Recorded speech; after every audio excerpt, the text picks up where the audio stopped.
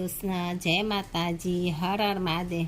આજે આપણે ગિરનારની લીલી પરિક્રમા વિશે જાણશું। અત્યારે લીલી પરિક્રમા યોજાય છે તેના વિશે આપણે જાણશું। લીલી પરિક્રમા 2024 ગિરનારની લીલી પરિક્રમા। ગિરનાર પર્વતની લીલી પરિક્રમા 5 દિવસ ગિરનાર જંગલની અંદર પગપાળા ચાલીને કરવામાં આવે છે। દર વર્ષે મોટી સંખ્યામાં લોકો લીલી પરિક્રમા કરવામાં આવે છે। ગિરનાર પર્વત લીલી પરિક્રમા।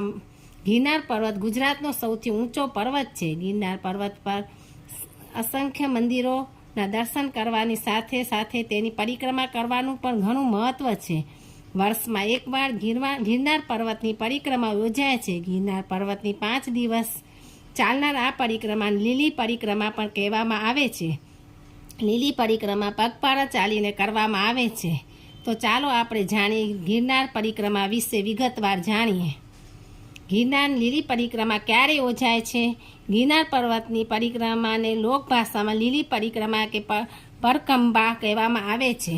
ગિરનાર પર્વતની લીલી પરિક્રમા કારતક સુદ 11 એટલે કે દેવ ઉઠી એકાદશીથી શરૂ થાય છે અને કારતક સુદ પૂનમ પર સમાપ્ત થાય છે। સામાન્ય રીતે ગીર જંગલમાં સિંહ સહિત ઘણા જંગલી પ્રાણીઓ રહે છે।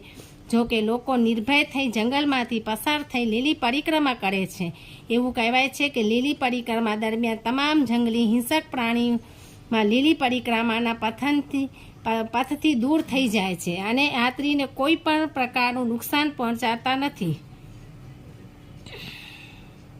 ગિરનાર લીલી પરિક્રમા કેટલી લાંબી છે? લીલી પરિક્રમા ગિરનાર પર્વતની ફરતે જંગલમાંથી પસાર થઈ પરિક્રમા કરવામાં આવે છે। ગિરનાર લીલી પરિક્રમાનું કુલ અંતર 36 કિલોમીટર છે। લીલી પરિક્રમામાં સમગ્ર ગુજરાત અને દેશભરમાંથી સાધુ સંતોથી લઈ સામાન્ય લોકો આવે છે। લીલી પરિક્રમા દરમિયાન ગિરનાર જંગલની અંદર જ શ્રદ્ધાળુઓ માટે જમવા અને સૂવાની વ્યવસ્થા કરવામાં આવે છે। રાત્રે સત્સંગ અને ભજનના કાર્યક્રમ પણ યોજાય છે। લીલી પરિક્રમા દરમિયાન લોકોને ગીર જંગલની અંદર પ્રકૃતિના ખોળે રહેવાનો અને કુદરતી સૌંદર્યનો નજારો જોવાનો લાભો મળે છે। ગિરનારની લીલી પરિક્રમા કેવી રીતે શરૂ કરવી?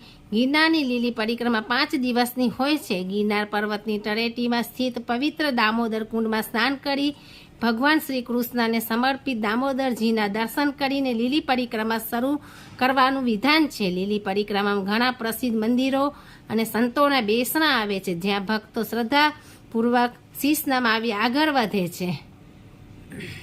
ગિરનાર લીલી પરિક્રમાની શરૂઆત કોણે કરાવી તેના વિશે આપણે જાણીએ। ગિરનાર પર્વત હિન્દુ અને જૈન લોકો માટે પવિત્ર તીર્થધામ છે।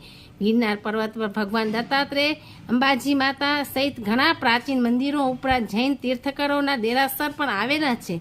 ગિરનાર લીલી પરિક્રમા ઘણા વર્ષોથી કરવામાં આવે છે। માન્યતા અનુસાર દ્વાપર યુગમાં શ્રી કૃષ્ણ ભગવાને બળદેવજીને સાથે શ્રાપમાંથી મુક્તિ મેળવવા સૌથી પ્રથમ વાર ગિરનાર પર્વતની પરિક્રમા કરી હતી। કહેવાય છે કે ગિરનાર પર્વત પર 33 કોટી દેવતાઓનો વાસ છે અને 84 સિદ્ધોનું નિવાસ સ્થાન છે। ગિરનારની હિમાલય પર્વતના દાદા કહેવામાં આવે છે। કહેવાય છે કે ગિરનાર લીલી પરિક્રમા કરવાથી પુણ્યની પ્રાપ્તિ થાય છે। ગિરનાર પર્વતની ઊંચાઈ કેટલી છે? ગિરનાર પર્વતનો ધાર્મિક ગ્રંથો અને પુરાણોમાં ઉલ્લેખ જોવા મળે છે। 3383 ફૂટ ઊંચા ગિરનાર પર્વત હિન્દુ દેવી દેવતા અને જૈન તીર્થંકરોના ઘણા મંદિરો આવેલા છે। ગિરનારનો સૌથી ઊંચો પર્વત ગુરુ શિખર છે જ્યાં ભગવાન દત્તાત્રેયના ચરણ પાદુકાના દર્શન થાય છે। 10,000 પગથિયા ચડીને ભક્તો ગુરુ શિખર પર પહોંચે છે। ગિરનાર દર્શન માટે હવે તો રોપવેની પણ સુવિધા છે। ગિરનાર પર્વત પર જવા માટે હવે રોપવેની સુવિધા પણ રાજ્ય સરકાર તરફથી ઉપલબ્ધ છે એટલે ઘણા રોપવેથી પણ ગિરનાર પર દર્શન કરવા જાય છે। જય શ્રી કૃષ્ણ, જય માતાજી, હર હર મહાદેવ।